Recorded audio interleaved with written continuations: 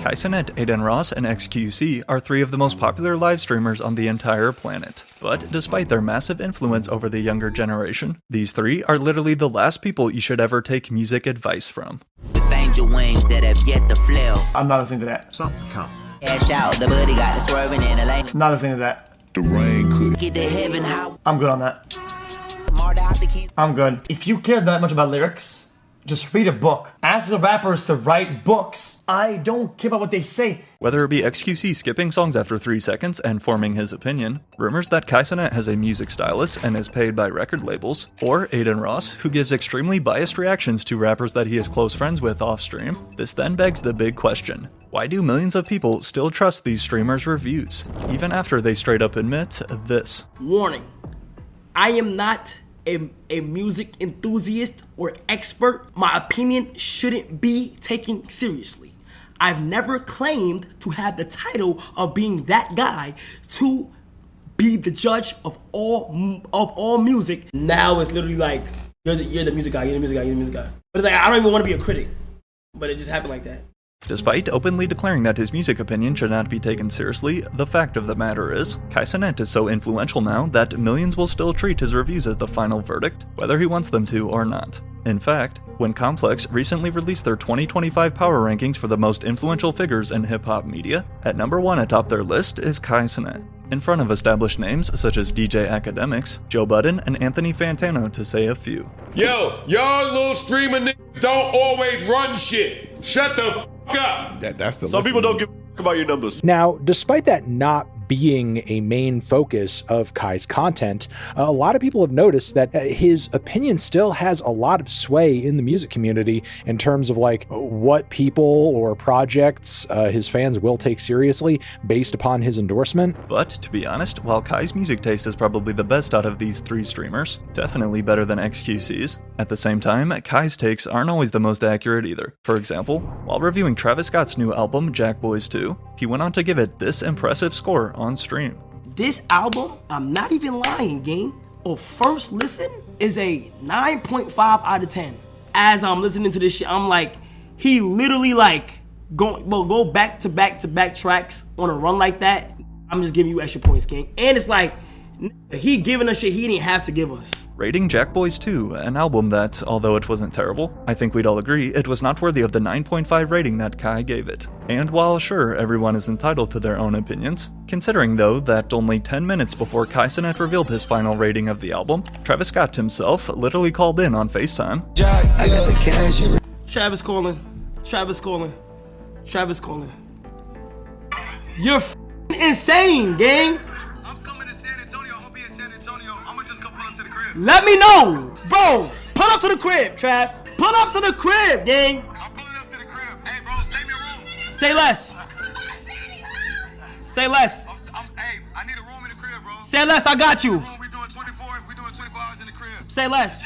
Say less. Got you. With Travis even mentioning that he wanted to come link up for a 24-hour stream. Of course, you have to think this call in their friendship played a major role in Kai's glazing of the album. Something that, if you ask Kanye West, even Kanye would agree with you. Kai sent somebody, that's some industry plant shit. He gonna be talking shit about my pants. So he's an industry plant. He's an of example course, of he's an the industry opposite. plant. Total. And that exact genre is the most industry plants. It's about like influence and mind control. According to Kanye, Cenat is nothing more than an industry plant robot paid off by labels. Yet, while we will get into more examples of biased reactions later on in this video, such as Adin Ross, who is probably the worst, like 5 years ago though, the idea alone of Kanye West even knowing who a Twitch streamer is would have been crazy. And in order to fully understand how rap became so intertwined with streaming, first we've got to take it back a bit. Prior to Cenat getting name dropped by literally Drake in his Push-Ups diss track to Kendrick Lamar, Cenat was instead watching Adin Ross revolutionize streaming forever. Today, these two streaming stars have a rather shaky friendship, but honestly, whether you like him or absolutely hate him, which is understandable both ways, Adin Ross is responsible for first bridging the gap between rap and streaming. Who do you think started the streaming with Rapper's Wave?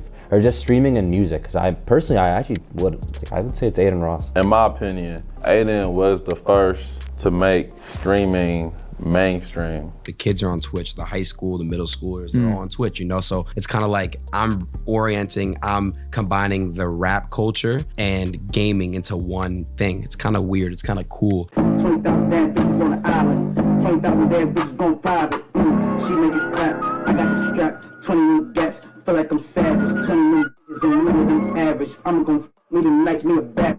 And stop saying let's do it for a stream, let's do it for life. I don't do this for streams. You do it for life? Yeah. Where should I get a piercing? See what a Ow! Bro, stop asking them shit. You just do it. How you doing, bro? You alright? Nice to officially meet you. Chat, Cardi in the right now. We got 500,000 people watching. They're waiting for you for 2 hours, bro. They love you so much, bro, and they feel amazing you're here now. With countless Adin Ross streams over the past 5 years, going mega viral next to the biggest rappers, forming close bonds with many in the process. As the entire streaming industry has absolutely exploded though, artists and their teams have made sure to take advantage too. And besides a few artists even firing up their own streams, after seeing the success and crossover of DDG and Blackboy Max, I just made this shit yesterday. I don't have no crazy skins. I'm not crazy fire at it. Just made this shit yesterday for y'all. We about to go crazy. Well, I'm about to go crazy. Look at your boy.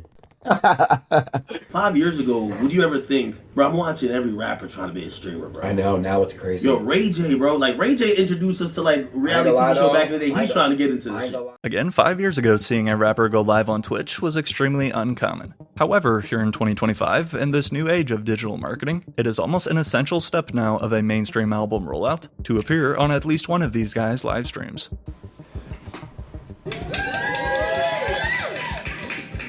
Good fit today. Hey, you smell good. What you got on? Pink Friday too. You like how I did that?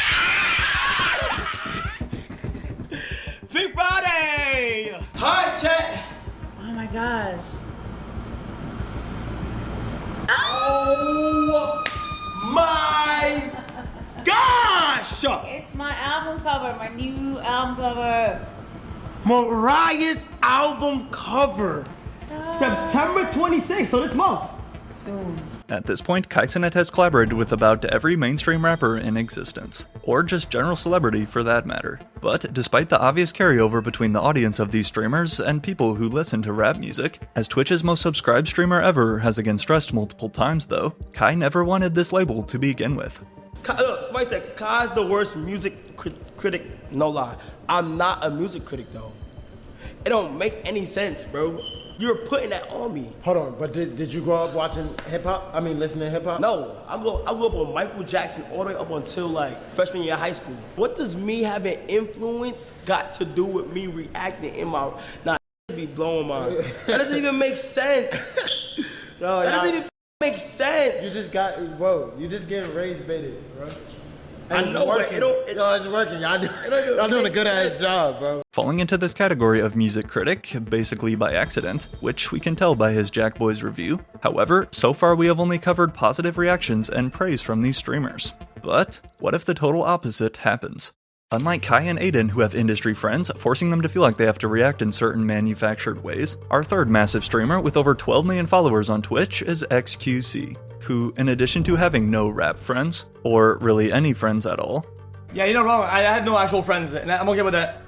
The streaming world is very cold, but at least I don't play the game of pretending anymore. I've never been good at it, never liked it. I burn all my bridges because there's not a lot of good bridges to be made in streaming, buddy. That's the way, this is the way it is. Combined with holding the title of most watched streamer on Twitch for 3 consecutive years, XQC has also developed quite the reputation of always being brutally honest, often too over the top, perhaps part of the reason he has no friends, especially when it comes to rap music. Rap music, hip-hop, R&B shit, 90% of it is shit. Lyrically, message-wise, yo, I bought this Louis V for my in my ride in my car to the club with the boys out the trenches. Most of the songs are like that. Generally, most of the songs are about that. It is what it is. You want to get mad about that? Whatever. Okay, what I said is accurate 1-to-1. The music is more than just fucking lyrics. Nobody gives a shit. I listen to a song. I don't care about what they say. They could be speaking German for all I give a shit about. I listen to some Chinese rap sometimes. Wanna know why? Because if it's a vibe, if it bops, if it bumps, I play on my speaker. A few months ago, XQC made headlines for his take claiming that lyrics do not matter in music, which, as you'd expect, and what he was honestly probably going for to begin with, this clip was immediately then met with about the same amount of pushback. Okay. All right. Okay. Listen. Hey. No. We're not doing this anymore. You heard that correctly. He says if you care that much about lyrics, just read a book.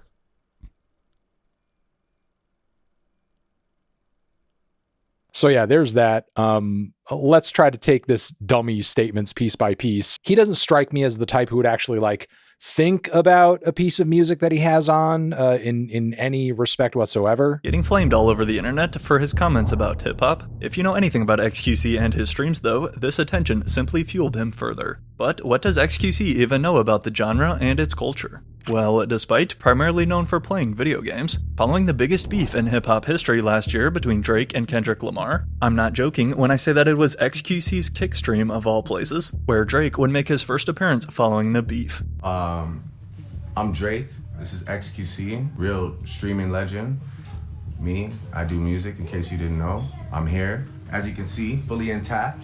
Right? Mind, body, and soul. Mind, body, and soul. You need facts to take me out. Fairy tales won't do it. Cheers to everybody. Words live by. Words to live by.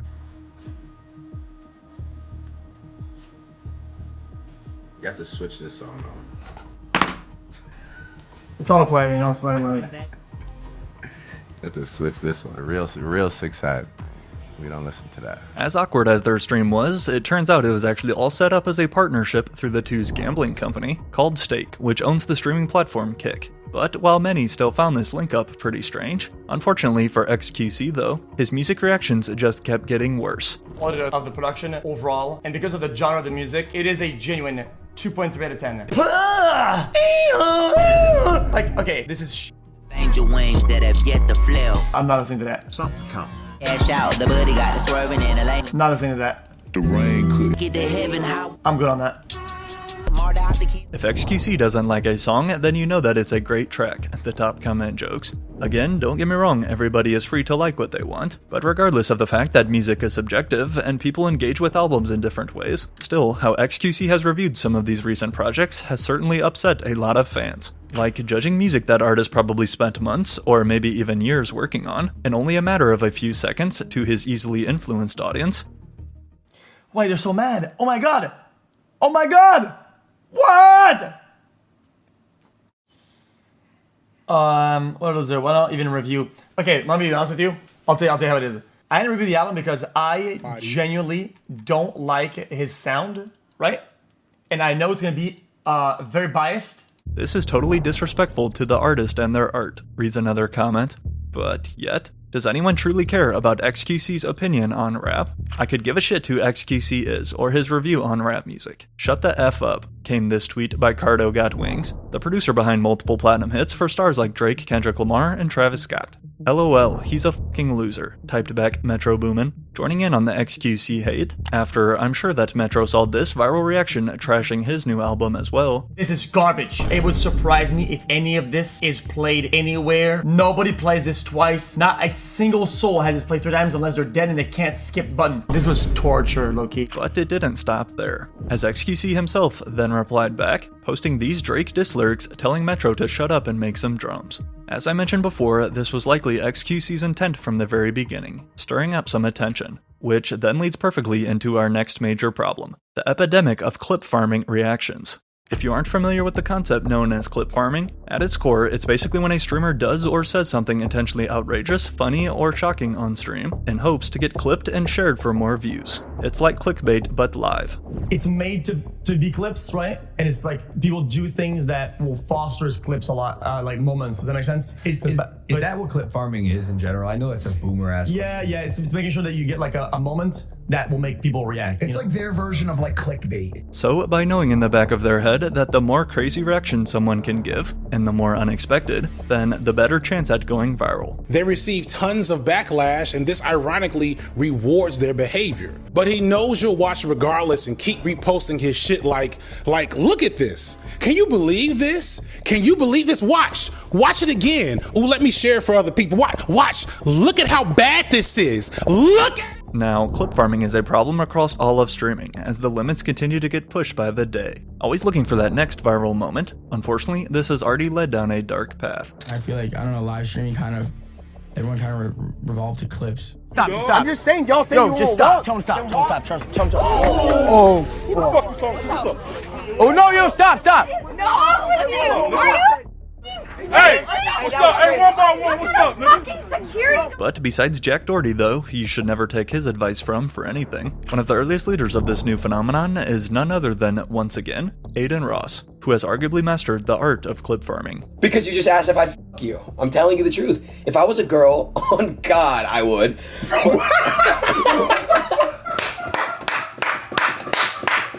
I hope everyone... Oh, Doechii rant? Oh, dude, don't get me started on that bitch. Hey, don't get me started on that bitch. Don't get me started on that industry plant. Don't get me started. You guys can say shit whatever you want about me, but one thing about me is I'm not an industry plant. Doechii, the umbrella clip pissed me off. What an entitled, unintelligent piece of shit she is, bro. She deserves... Bro, I'm not joking, bro. Stop listening to her music. Cardi and Abel, why would you give her a feature on a remix? You shouldn't have cleared it. She's just the worst. She's a piece of shit. She stole someone that I used to know. She makes no good music. She's horrible. Adin Ross crashing out on Doechii is a perfect example of acting way over the top on stream, hoping to go more viral. And it often works. However, when it comes to music reaction specifically, this leads to a very exaggerated first reviews, whether positive or negative, that these guys then go on to share to their audience of millions. Better wanna go apologize me, I'd rather hit him up one more time. Hey. Another marketing concept we've recently seen blow up is streamers previewing exclusive songs. Like, for example, due to Adin Ross's close friendship with Drake, who we have seen, Drake is also a frequent in Adin's chat almost every week, such as this comment right here, or this one when Adin had a girl on stream. Man, Drake must be really bored. Shout out to my brother Adin. Cheers, Drake. That was my intro and you f***ed it up.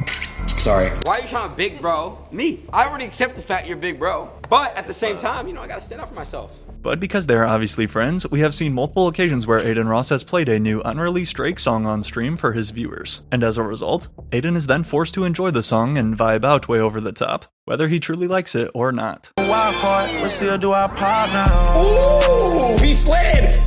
SOD. Oh, nah! Oh, nah, this Drake! Oh, nah! Reacting this hard after just one Drake line is pretty insane. But in addition to previewing songs from other artists too, such as Kanye West, Future, and Juice WRLD, we also can't forget the classic moment when Adin Ross got scammed out of $200,000 for buying a fake Travis Scott song that turned out to be AI. It was AI. I got scammed for $200,000 buying an AI song. Y'all want to hear it? Considering that Adin just signed an insane new $100 million deal with another gambling company though, I think he'll be alright. But of course, Adin Ross is not the only big streamer to have played exclusive songs from rappers. Yes, I see this. Right. We couldn't get the sample cleared. So I just let Kai play it. Oh, that's smart. Yeah. So that's not coming out? No. Cook O's in it, and I'm already asleep. Just the unfit like diction. Oh God, that's just sound crazy! What the f? Gassing up mid as usual, just because you are friends, one fan comments. Having totally blurred the line now between genuine fan reaction versus paid label promo. After seeing this pushback for his reviews grow over the years, Kai has tried his best to remain genuine, even saying this about his critique of Lil Baby's album, who he is friends with and has streamed with in the past. The more I get bigger, it's only gonna get worse. They only say something because how crazy it is. I seen. Back in the Bronx and shit in the Red Room, nigga, look at all my album reactions and see how I rated them shits, and them shits is perfect to this day. Saw a narrative that you only rate albums high that the artists that you like. What do you say to that? I fuck with Lil Baby, his album was a 6. I heavily fuck with Lil Tecca, I think it was a 6. Yeah, I guess it is what it is. What? Say to him. They did what I did. They did what they did. I did what I did. I guess it's just what it is. Who wrote this on the whiteboard to add to the album? This is probably the worst song I heard so far. What? It is true that Cenat did rate Lil Baby's new album a 6, but instead of firing back, Lil Baby stayed silent. And while you may be thinking that is normal, this isn't always the case after a low rating, and many rappers are quick to let Kai know. Back in 2023, Cenat linked up with Offset for an entire 24-hour stream together to help promote his new album, literally sleeping there overnight while fans could watch, a first for a rapper of his size. But despite the internet initially agreeing this was a great rollout and the two appeared like best friends, when Offset's album released a few days later though and Kai reacted on stream, his reaction wasn't exactly amazing. Turn me up, bro. Come on, Set. I don't know how I feel about that one either. I'm gonna keep it a stack. I don't know, bro. I don't know. It wasn't bad. It wasn't bad, but it wasn't like, oh my, great. Following Kai's reaction to the album, it was then revealed during his stream in a jail cell, which Offset was originally scheduled to join for this stream as well. That was until the last second when this happened. Offset was scheduled to come in today. It pulled out last minute. Pulled out last minute.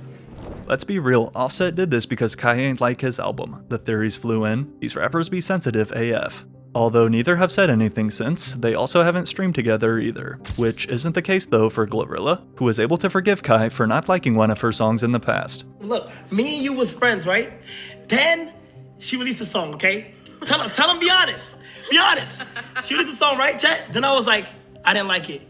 Then she blocked me. Tell him how you blocked me. Go ahead. Last person that took it the wrong way was Glorilla. And ever since I told her that one song was bad, she been making hits. I ain't gonna lie. And like everybody agreed with me at the time. So it's like, I just love artists who can take criticism. In addition to also other rappers such as 5Yo Foreign or Lil TJ, who we won't even mention any further, since they have basically only tried to beef with Kai and Adin for clout, despite their past ties though and Drake calling him a quote real one on his story. About a week ago, tension seemed to spark between Drake and Kai, following this reaction to Drake's new release. Biggest waste of my f***ing time of all time. The biggest waste of my goddamn... Yo, I can't fake it. I can't fake it. That was ass.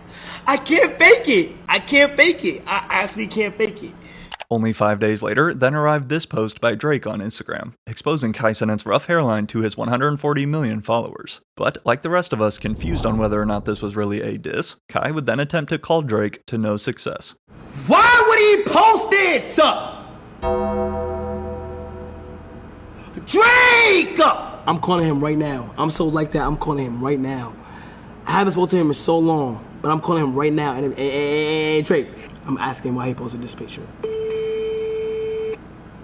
He didn't block me. Your call has been forwarded. It doesn't appear like this will affect their relationship too much going forward. However, Cenat's influence on the youth is undeniable, whether some such as Joe Budden and his podcast want to admit it or not. Shut your ass up, no, nigga. Yo, y'all little streamer niggas don't always run shit. Shut the f up. We don't care about none of that little streamy mosh pit, whatever you niggas is doing over there. Man, Joe Budden, every single time that I see you or a clip of you, it's just on some hating shit, bro. I'm gonna be honest, bro. I don't know what you do. I can't even name one Joe Budden song respectfully. I know you used to rap. Lay your opinions about me and Kai to ourselves. Me and Kai are 10 times more richer than you and you will ever be. Old man, I know you're getting old and you gotta pay your bills and shit, cause Social Security's coming up and your check's probably not gonna be looking too good. So you gotta make some money now, talk about streamers and shit, but hey, bro. Streamers are the new, you know, we're lit. We're pretty good. We're doing pretty good. Again, Adin Ross can be controversial, which is the main reason we don't see him stream with big rappers too much anymore. But he's not lying saying that streamers are lit right now. However, that still doesn't mean you should take their opinions on music. Whether you love them or hate them, streamers are the new gatekeepers of internet culture. Yet, even when they straight up admit that they aren't music critics, today it honestly feels like the loudest reaction matters more than the best review.